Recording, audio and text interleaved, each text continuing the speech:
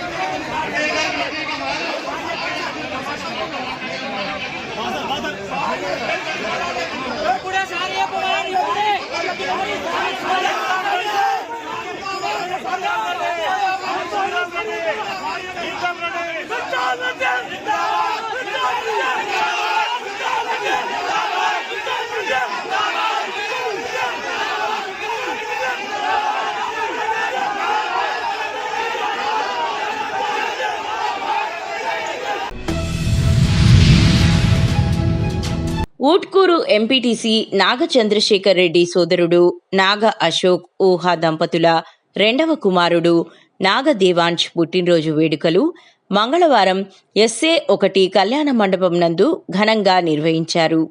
ఈ వేడుకలకు రాజంపేట శాసనసభ్యులు ఆకేపాటి అమర్నాథ్ రెడ్డి, ఆకేపాటి మురళీరెడ్డి, మున్సిపల్ చైర్మన్ పోలా శ్రీనివాసులు రెడ్డి, అన్నమయ్య జిల్లా వైఎస్ఆర్ కాంగ్రెస్ పార్టీ అధికార ప్రతినిధి పాపినేని విశ్వనాథ్ రెడ్డి తదితరులు పాల్గొని చిన్నారిని ఆశీర్వదించారు.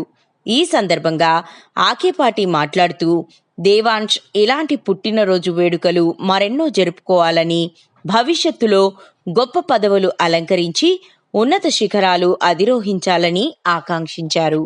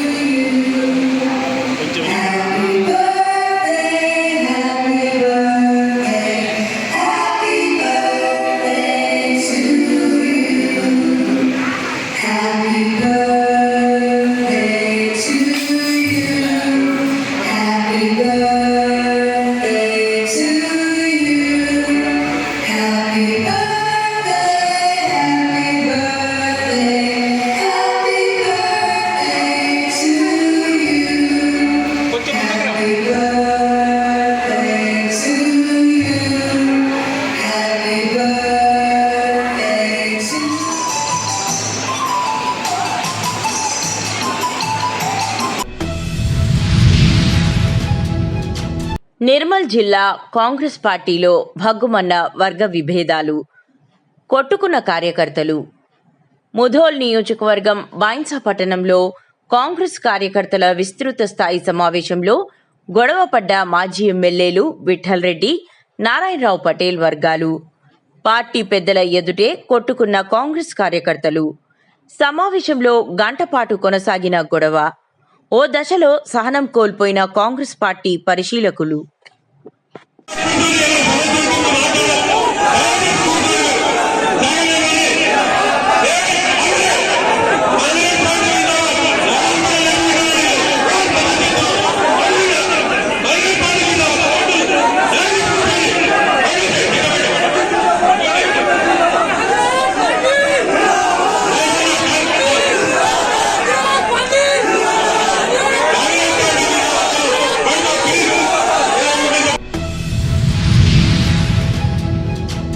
కామారెడ్డి జిల్లా బాన్స్వాడ నియోజకవర్గంలో బైరాపూర్ గ్రామంలోని అక్రమ కేసులు బనాయిస్తే భయపడేది లేదు. మాజీ జెడ్పీటీసీ సభ్యులు ద్రోణవల్లి సతీష్. అధికారం మత్తులో ఒక వర్గం అక్రమ కేసులు బనాయిస్తూ భయాందోళనకు గురి చేయడానికి ప్రయత్నిస్తున్నారా? కేసులు పెడితే భయపడేది లేదని బిర్కూరు మాజీ జెడ్పీటీసీ సభ్యులు ద్రోణవల్లి సతీష్ అన్నారు. బిర్కూరు మండలం బైరాపూర్ గ్రామంలోని విఠలేశ్వరుని ఆలయ హుండీ లెక్కింపు విషయంలో ఇరు వర్గాల మధ్య ఇటీవల ఘర్షణ చోటు చేసుకుందన్నారు. హుండీ లెక్కింపు గురించి గ్రామంలో చాటింపు వేయించామన్నారు. లెక్కింపు రోజు మాపై దౌర్జన్యం చేసిన వ్యక్తులే తిరిగి మాపై కేసులు పెట్టారన్నారు. వసంత పంచమికి పండరిపూర్లో ఏ విధంగా కళ్యాణం నిర్వహిస్తారో ఇక్కడ కూడా మాకు తగ్గట్టు కళ్యాణం నిర్వహిస్తాం. ఆ కళ్యాణానికి మొత్తం నా సొంత డబ్బులతోటి కళ్యాణం చేసి అక్కడ మహా అన్నదానం కూడా ఇస్తాం. అదేవిధంగా వైకుంఠ ఏకాదశి భోజనం కూడా మాదే. సప్తా ప్రతి సంవత్సరం మరి గత 40 సంవత్సరాలుగా బైరాపూర్లో తుకారాం ఈ సప్తా నడుస్తూ ఉంది. మరి గత 10 సంవత్సరాల నుండి నేను సప్తాకు ఆఖరి భోజనం నేనే పెడతా ఊరందరికీ. అదేవిధంగా బాలు మహారాజ్ తిండి అని జూకల్ నుంచి ఒక మహారాజు వస్తారు, వాళ్ళ ఇంటికి భోజనం నేనే పెడతా. కొత్తగా చతుర్మాసం దీక్షలు జరిగినాయి ఇక్కడ మా మందిరంలో, వారికి కూడా భోజనం పెడతా. అయితే ఇవన్నీ మీకు ఎందుకు చెప్తున్నా అంటే ఆలయ కమిటీ అధ్యక్షుడట, అధికార పార్టీలో శాసనసభ్యుడు, మంత్రులు, ఎమ్మెల్యేలు, మరి అదేవిధంగా సర్పంచులు ఎట్లా మారుతారో ఎంపీడీసీలు, ఎంపీపీలు, జెడ్పీడీసీలు, అదేవిధంగా ఆలయ కమిటీ అధ్యక్షులు కూడా మార్చాలట. రెడ్డి గారికి 2.5 లక్షల రూపాయలు కూడా తిరిగి ఇవ్వడం జరిగిందని కూడా తెలియజేస్తా ఉన్నా. ఈరోజు గుడి నిర్మాణం జరిగిన తర్వాత మరి ఈరోజు గుడి యొక్క బాగోగులు మరి నెలకి ఒక 50,000 రూపాయలు మినిమం మెయింటెనెన్స్ ఉంది. ద్రోణవల్లి సీతారామయ్య, ద్రోణవల్లి కస్తూరమ్మ అని మా తల్లిదండ్రుల పేరు మీద ఒక ఫౌండేషన్ స్థాపించి వాటర్ ప్లాంట్ పెట్టి, వాటర్ ప్లాంట్తో పాటు కూలింగ్ వాటర్ క్యాన్లు తీసుకొచ్చి సుమారు ఒక 2,80,000 రూపాయలు ఖర్చు పెట్టి ప్రతి నెల, అంటే గత సంవత్సరము ఫిబ్రవరిలో స్టార్ట్ చేసాం, ఈ రోజు వరకు 25/4/2025 వరకు 3,65,000 రూపాయలు మరి డబ్బులు వచ్చినాయి. వచ్చిన డబ్బులు వచ్చినట్టే ప్రతి నెల కూడా గుడి అకౌంట్లో జమ చేస్తూ ఉన్నాం. మరి నేను ఆలయ కమిటీ అధ్యక్షుడిగా ఉన్నా. ఆషాఢ ఏకాదశి నుంచి మరి గుడిలో తీయడానికి ఇక్కడ డబ్బులు లేవు, వచ్చే దాతలు చాలా తక్కువ. ఆషాఢ ఏకాదశి కూడా సిమెంట్ 50,000 రూపాయలు ఇవ్వడం జరిగింది. ఇది ఎందుకంటే మీకు తెరవడానికి వరకు చెప్తా ఉన్నా. మరి నేను బయటకు వచ్చి గ్రామస్తులతోటి మమేకమై మరి తిరిగి గ్రామస్తుల సహకారం, పక్కన ఉన్న సహకారంతో మందిరం నిర్మాణం చేసుకున్నాం. నిర్మాణం అయిన తర్వాత నిర్మాణంలో భాగంగా మాలాద్రి రెడ్డి గారు అని ఆ రోజు కాంగ్రెస్ పార్టీ నాయకులు ఉండే మరి మా మందిరాన్ని కూడా 5 లక్షల రూపాయలు విరాళం ఇవ్వడం జరిగింది. విరాళం ఇచ్చిన మాలాద్రి రెడ్డి గారి డబ్బులకు పెద్ద ఆయన మరి నీకు 5 లక్షల రూపాయలు ఇచ్చిండు, మీ గ్రామంలో మరి భారతరత్న ఓట్లు పడతాయి అన్నప్పుడు నేను మాట్లాడి నేను పైసలు వాపస్ చేస్తా, మరి మీరు కూడా అనేక గ్రామాల్లో వారు డబ్బులు ఇచ్చారు, ఆ విరాళాలను కూడా వాపస్ చేయించాలని చెప్పడం జరిగింది. కానీ ఎవరు చేయలే. నేను వచ్చి ఇక్కడ గ్రామస్తులను, ఆలయ కమిటీ సభ్యులను అడిగిన, ఒక్క రూపాయి కూడా వెనక్కి ఇవ్వడానికి లేదు. గ్రామం కొరకు, గుడి కొరకు, నిర్మాణం కొరకు మరి డబ్బులు ఇస్తే కేసు పెట్టడం జరిగింది. ఆ కేసు పెట్టడానికి ఎవరు అనేది మనందరికీ తెలుసు.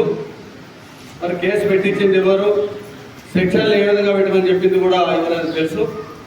నేను పక్క గ్రామస్తుడిని, పక్క ఊరాన్ని కావాలని చెప్పి 2014లో నన్ను గ్రామానికి పిలిపించి నన్ను ఆలయ అధ్యక్షుడిగా మరి ఉండమని చెప్పి మల్లాపూర్తో పాటు బరంగేడి డాబా, బీర్పూరు, ప్రకాశరావు క్యాంపు, తిమ్మాపూరు పరిసర ప్రాంతాల్లో ప్రతిరోజు నిత్యం తిరుగుతూ లక్షలాది రూపాయలని విరాళాలను సేకరించిన వ్యక్తి నేను. సేకరించిన విరాళాలు ఆయా గ్రామాలలో అనేక రకమైన ఆలయ నిర్మాణాలు నడిచినప్పుడు మీ విఠలేశ్వర మందిరికి మీరు డబ్బులు ఇచ్చిన మా మందిరాలు కూడా మీరు ఇమ్మన్నప్పుడు ఉదాహరణ మరి బీర్పూర్ రామాలయానికి 1,116 రూపాయలు ఇవ్వడం జరిగింది. కొన్నే చెప్తా. బరంగేడిలో మరి ఈరోజు విగ్రహకరణ చేసి విఠలుని మాత మందిరాన్ని ప్రారంభించడం జరిగింది. ప్రతి సంవత్సరం 12 నెలలకు 14 నెలలకు ఉండి తీస్తూ ఉంటాం. దానిలో భాగంగా గ్రామస్తులందరికీ చాటింపు వేసి ఉండిని తీయడం జరిగింది. ఆ ఉండి తీసే క్రమంలో మరి ఆమ్లా గొడవ చేయడానికి వాళ్ళు రావడం జరిగింది. గొడవకు కారకులు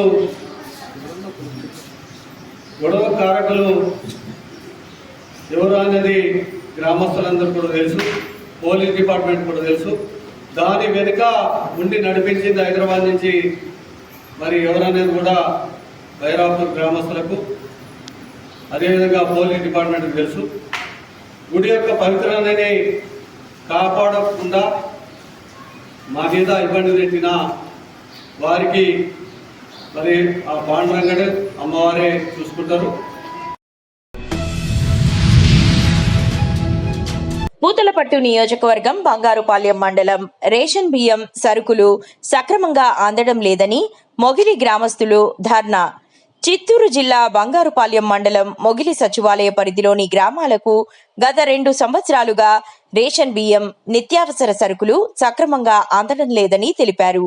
ఇదివరకే గత ప్రభుత్వంలో మండల కార్యాలయంలోని తహసీల్దార్కు అర్జీలు సమర్పించినట్లు, అదేవిధంగా కూటమి ప్రభుత్వం ఏర్పడి 10 నెలలు కావస్తున్నా ప్రస్తుత ప్రభుత్వానికి కూడా నిత్యావసర సరుకులు అందకపోవడంతో ఎన్నోసార్లు అర్జీలు సమర్పించినా పూతలపట్టు ఎమ్మెల్యే డాక్టర్ కలికిరి మురళీమోహన్ కు తెలిపినా సమస్య పరిష్కారం కాలేదని, ఇంతవరకు సక్రమంగా సరుకులు అందకపోవడం, మే నెలకు 1450 కేజీల బియ్యం తక్కువ రావడంతో డీలర్ కూడా సతమతమవుతున్నట్లు, ప్రజలకు సక్రమంగా అందించకపోవడంతో కొన్ని ఇండ్ల వారికి ప్రతి నెల బియ్యం అందకపోవడం, అధికారులు పట్టించుకోకపోవడం గ్రామ ప్రజలకు ఆగ్రహావేశం మొదలైంది.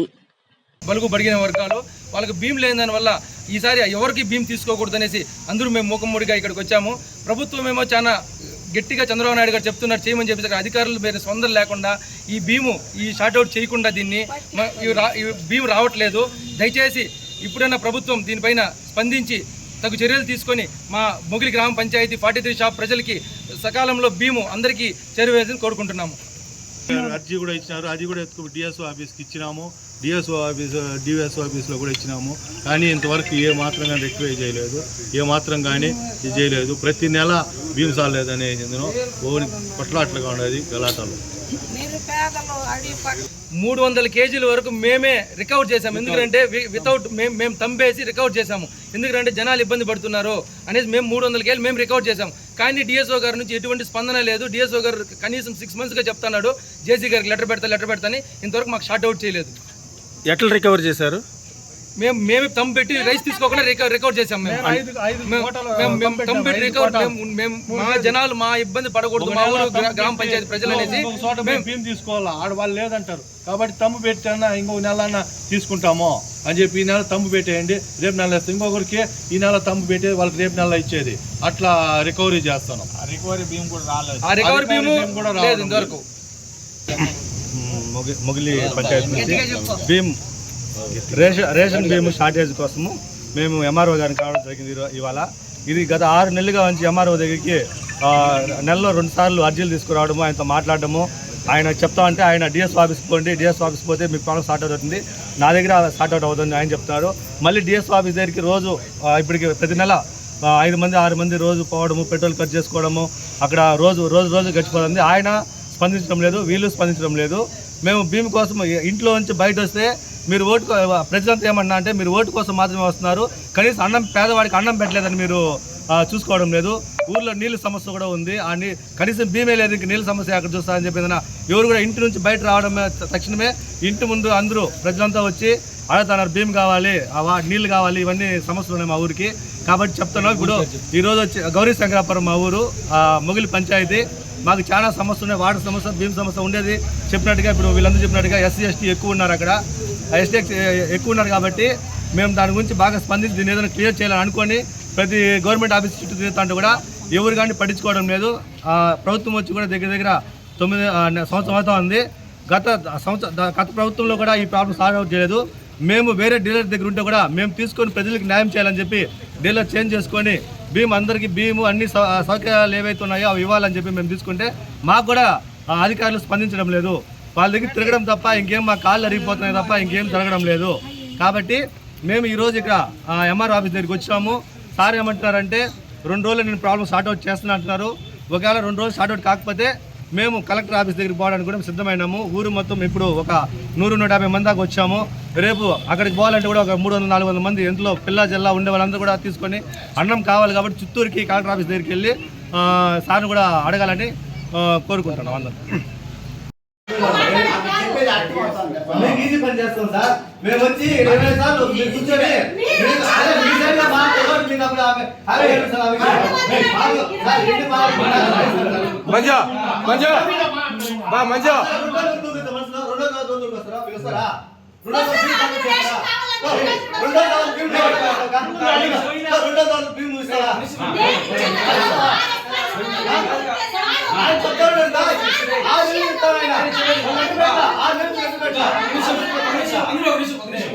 రెండు రోజులు టైము భీమ్ కానీ సార్ట్ అవుట్ చేయకపోతే భీమ్ ఎవరికి ఇచ్చేది అయితే లేదు, తీసుకునేది లేదు. రెండు రోజుల తర్వాత అందరూ మళ్ళీ ఇదే తీసుకునేలేదు అందరూ చెప్తాను. 2 రోజుల తర్వాత భీమ్ అయితే ఎవరు తీసుకునేలేదు. 2 రోజుల తర్వాత అందరూ మీరే రావాలా, ఎవరు పిలిచేది ఏం లేదు.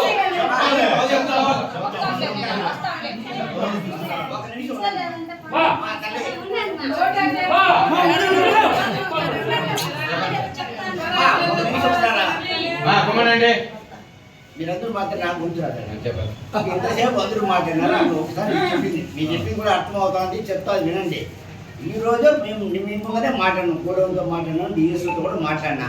సరే లెటర్ పెట్టిన సార్, నేను ఇప్పుడు డీసీతో మాట్లాడుతున్నాము, క్లారిటీ ఇస్తాము, బియ్యం ఇస్తామన్నారు. నేను ఈరోజు లెటర్ కూడా పెడతాను. ఈరోజు పెడితే రేపు క్లారిటీ వస్తుంది కదా మీకు. ఇప్పుడు తీసుకుంటే బియ్యం చాలా లాస్ట్గా తీసుకుంటామని, ఎందుకంటే మనకు 15 వరకు 17 వరకు బియ్యం ఇస్తా ఉన్నారు. లాస్ట్లో వేసేటప్పుడు అంతలోపల అన్ని బియ్యం వస్తుంది, లాస్ట్ అందరూ తీసుకోవచ్చిన ఉద్దేశంతో మీ షాపు మాత్రం లాస్ట్లో వేస్తామని చెప్తాను. ఒకటి మనకి 1 వారం గ్యాప్ ఉంది. ఈ 2 రోజులు దీంట్లో చూస్తాం వీళ్ళు ఇస్తాంటారా లేదనేసి.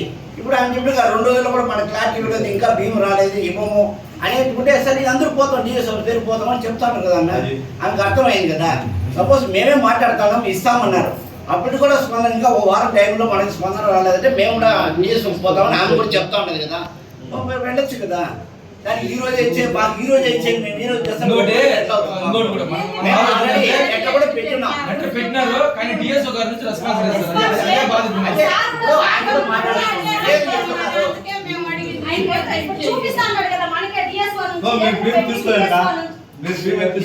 మొగిలి 43 నెంబరు మీరు ఇంకా సంవత్సరం పోరాట డ్రీమ్ గా తీసుకుంటే మళ్ళీ నేను చెప్పాను సార్ మీరు తీసుకోలేక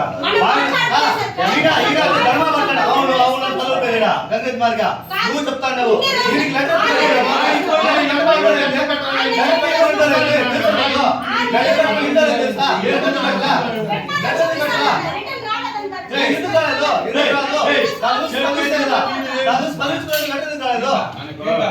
ఎమ్మెల్యేకి ఇచ్చిన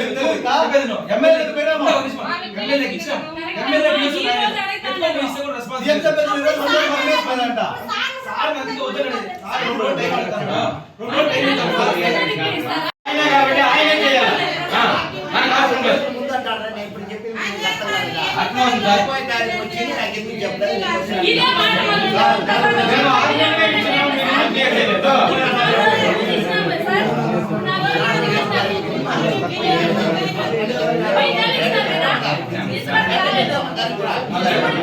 ఇప్పుడు ఇచ్చిన దాన్ని కూడా రేపు తర్వాత వస్తే మళ్ళీ ఏం రెస్పాన్స్